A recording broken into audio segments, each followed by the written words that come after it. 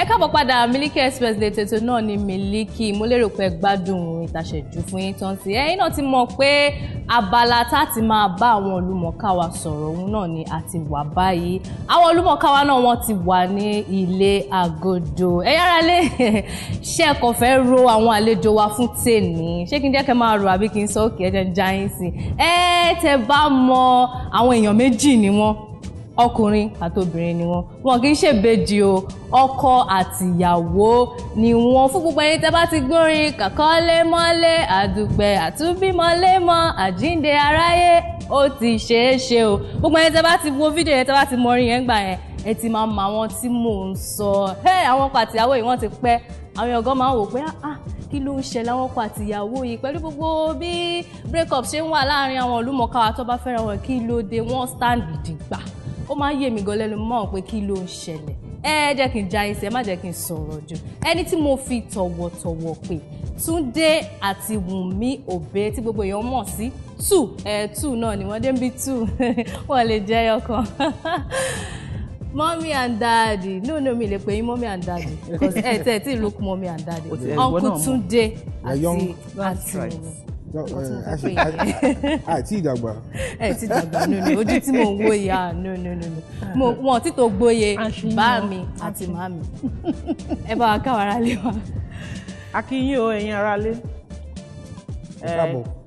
Inú wa dùn láti wà lórí ètò yìí. Ẹ má jẹ́ kí n mọ́dà. Lórí Orísun. Orísun Miliki Express. Uncle Túndé ọkọ yìí náà ẹ bá káwọn ará lé. Ó ti kí wọn fún àmì. Ẹ kọ́ lè gbóhùn yìí náà ni ẹ̀yin náà kí wọn. Ẹ jẹ́ kí káàbọ̀ sí orí ètò wa o bí Orísun Miliki Express.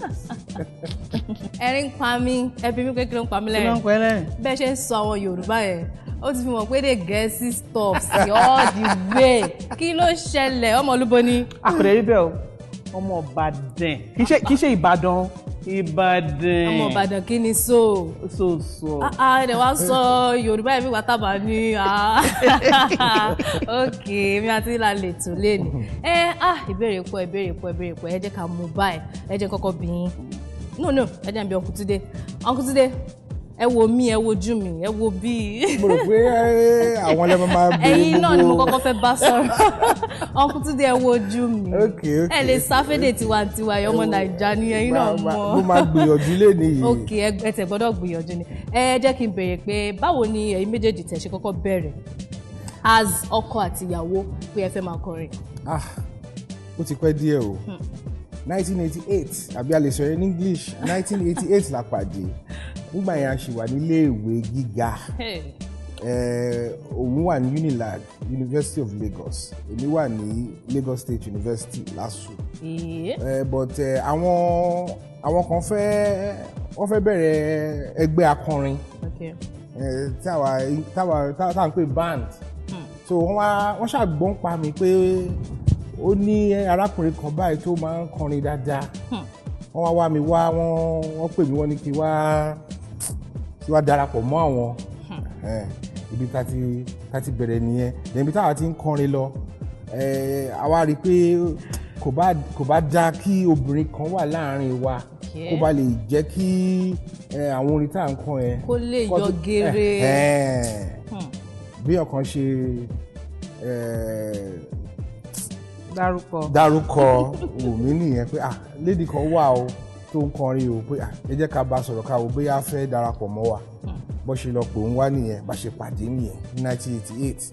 A dẹ̀ dúpẹ́ fọ́lọ́run pé títí di èní tá à ń sọ yìí nǹkan kan yà wá. 1988 yẹn bẹ́ẹ̀ ṣe pàdé yẹn bẹ́ẹ̀ ṣe kọ́kọ́ rà àti Wùnmí ti wò pé ọmọ ló dùn tẹ̀kọ́ tó wà lọ́kàn yín gbà yẹn nìyá bí. Ẹ jẹ́ wọn kò tí ẹ jọ kò jọ iṣẹ́ là ń ṣe from iṣẹ́ yẹn náà gbogbo nǹkan ṣàtúntò wọra. díẹ̀. Ọ̀gá àǹtí Wùnmí ẹ jẹ́ kí wá béèrè ìbéèrè lọ́wọ́ yín gẹ́gẹ́ mo mọ̀ pé ìyá ni a wife a mother. Pẹ̀lú gbogbo iṣẹ́ yìí mo lè mọ̀ pé tí máa ná àwọn businesses lóríṣiríṣi báwo lẹ ṣe ń cope pẹ̀lú àwọn iṣẹ́ tẹ̀tẹ̀ àti tọ́jú ọkọ àti tọ́jú ọmọ àti iṣẹ́ yìí báwo lẹ ṣe ń cope. A dúpẹ́ lọ́dọ̀ Ọlọ́run lálákọ̀ọ́kọ́ ẹni tí mo bá ṣiṣẹ́ tó jẹ́ business partner mi òun ló ti jẹ́ olówó orí mi so mi ò lè sọ pé mo ń lọ síbì kan mo lọ ṣe iṣẹ́ kankan kó ṣe ẹ̀yìn ẹ̀ so àjọ máa ń ṣiṣẹ́ yẹn papọ̀ ni so ó ti yé gbogbo wàhálà tá a máa ń ṣe lórí iṣẹ́ yẹn gbogbo bó ṣe rí kì í ṣe nǹkan tó strange kò sí nǹkan kò strange sí but èyí tó ṣe pàtàkì jù fún èmi o ni wípé abiyamọ ni mí ìyàwó ilé dẹ̀ ni mí torí náà ìyẹn ni number 1 lórí list mi o wípé eléyìí gangan ló ṣe pàtàkì jù lẹ́yìn yẹn a lè wá máa sọ àwọn yòókù so nǹkan tí mo fẹ́ fàyọ níbẹ̀ ni wípé tí olóyè bá ti mọ èyí tó ṣe pàtàkì jù nígbésí ayé ẹ̀ tó ti mọ èyí tó máa kọ́kọ́ ṣe èyí tó máa ṣe second èyí tó máa ṣe gbẹ̀yìn èyí tó bá ti organize ara ẹ̀ ṣe mọ́rùn kan bẹ́ẹ̀ ẹ wò ẹ má máa Yorùbá mi mo máa sọ Yorùbá dáadáa normally o but ṣe mọ̀ ní tí kámẹ́rà bá ti dé bẹ́ẹ̀ báyìí wàhálà dé gbogbo ẹ̀ máa sápá mi lórí anyway nǹkan tí mo dra ṣe so tó bá ti mọ èyí tó a máa sọ pé order of priority bẹ́ẹ̀ni so tá a bá ti mọ bá ṣe máa tó ara wa ilé náà á tó iṣẹ́ náà á tó so pẹ̀lú ògo Ọlọ́run gbogbo ẹ̀dẹ̀ ń bọ̀ sí. ló wá ṣeun kókó bẹ̀ náà nìyẹn kí ilé ti tó kí iṣẹ́ ti tó. Uncle Túndé ṣe wà ń bí. mo wà ń bí o. bẹ́ẹ̀ ṣe ń wò yẹn fẹ́ jọ pé ẹ ti kúrò ní spirit wà ń bí báyìí. no. ok ẹ jẹ́ kí n wá béèrè lọ́wọ́ yín pé ẹ̀yin náà mọ̀ ń gbà tẹ bẹ̀rẹ̀ ń gbà ẹ̀ ẹ mọ àwọn olórin oríṣiríṣi tẹjọ jáde tó jẹ́ pé ẹjọ blow sọ́wọ́ yẹn tó jẹ́ pé gan mọ̀ àtàbátìníkà wà wò ó sìn yín kínkín nínú wọn lẹ máa lè rí pé òkè bóyá wọn tẹ àwọn èèyàn sì ń rí wọn ṣe bọ ẹ̀yin kí ló dé as in lọ a máa ń rí yín 24/7 lójú yín wọ everybody mọ̀ yín sí báwo as in kí ló mú yín sì wà dìsìn yìí.